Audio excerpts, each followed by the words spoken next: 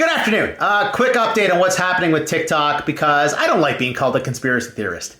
Tomorrow is the inflation report, so another quick update on that because I could be way off. And then something I didn't know I had to do, a lesson on how the Canadian government works. All right, first, let me wrap up this TikTok thing. Yesterday, during the shutdown, I did point out that our banners were gone. It wasn't just me. It was happening to many content creators across Canada. The banners were gone. Now, I pointed out that that was symptomatic of information being moved from one server to another server, that they should come back in the next couple days. And boom, they're back today. Could it have been something else? Yeah, it totally could have. Was it? I don't know. Suspicious. Also, AOC pointed out what I pointed out yesterday, that this message that popped up from TikTok thanking President Donald Trump for his actions when he wasn't president yet and couldn't possibly have delivered an executive order. She explains it better than I can. All right, tomorrow's the inflation report. I'm feeling like I've got it totally wrong. I said it'd be 2.2%. RBC says 1.5 and the consensus is 1.7 because apparently taxes are a big chunk of our costs. Surprise, surprise. Of course, when the tax holiday is over, these prices are going to go back to where they were before. So brace yourself in the coming months. All right, I didn't think I had to do this. And please don't take this the wrong way. I'm just trying to educate people. I'm sorry if this sounds like I'm shaming you, but for people who really care about a topic, like who can be the PM or how Canada functions, why don't you dig into how Canada functions first before voicing your displeasure? Okay, so for those who are saying that Canada is currently shut down and we have all these tariffs to deal with, that's not what's happening. So first up, there's two levels of government. I imagine you know this. There's the federal level and there's the provincial level. I'm not trying to be a jerk here. Seriously, there's people that don't know this shit. The federal government and parliament have power over matters of national interest. Issues of regional interest will be given to the provinces. So healthcare, education, housing, the language. That's how Quebec could be French. That's all provincial stuff. It's regional interest. These tariffs, definitely a regional interest. Like if there's tariffs on oil in Alberta, that affects the people in Alberta. If there's tariffs on the auto industry, that affects people here in Ontario. It's in the national interest, yes, but it's regional interest. That's why Doug Ford is leading the charge on this, right? Ontario could stand to lose 500,000 jobs. That's a big deal. I mean, it's like an explosion, right? Like if you're at the epicenter of the explosion, that's bad. If you're not there, that's better, but you still may feel the shockwaves. So for those who are saying that Parliament is prorogued and the government's not working, no, that's not how the government works.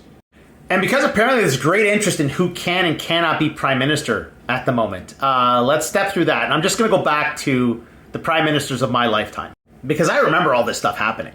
There was the first Trudeau, Pierre Trudeau. People blame him for the inflation of the 70s and the early 80s. No, it wasn't his fault. It was, as is now, a worldwide issue. Nonetheless, people blamed him. They voted out the Liberals. They voted in the Conservatives, and Joe Clark was leader of the Conservatives, so he became the PM. And that's the first distinction I'd like to make. It's not like the U.S. Here we vote for parties, we don't vote for people.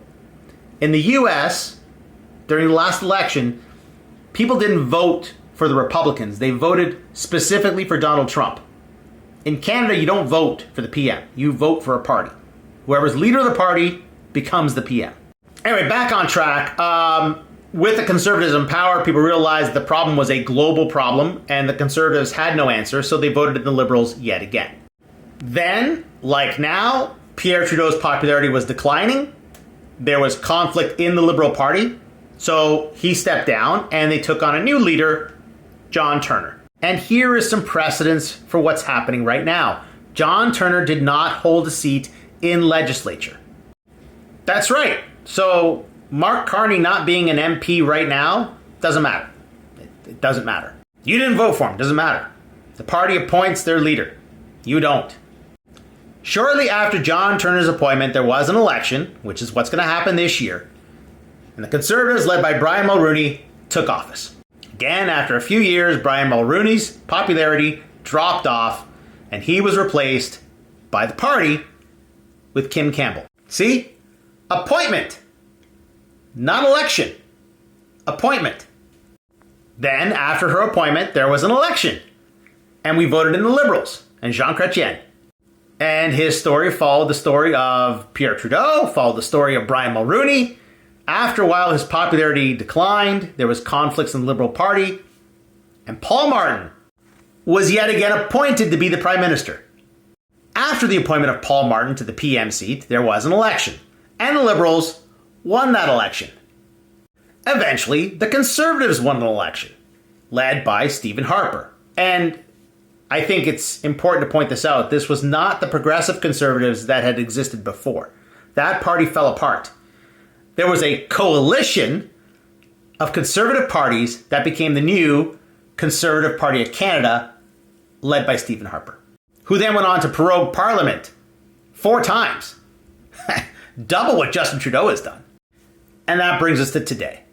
And people freaking out because the next PM won't be elected by the people, or he might not be an MP, or you don't know how Canada functions. Like, again, I'm sorry if I've offended you. I'm not trying to be a dick. I'm just pointing out that this is how Canada functions. And if you're so worried about how Canada functions, why don't you learn how Canada functions?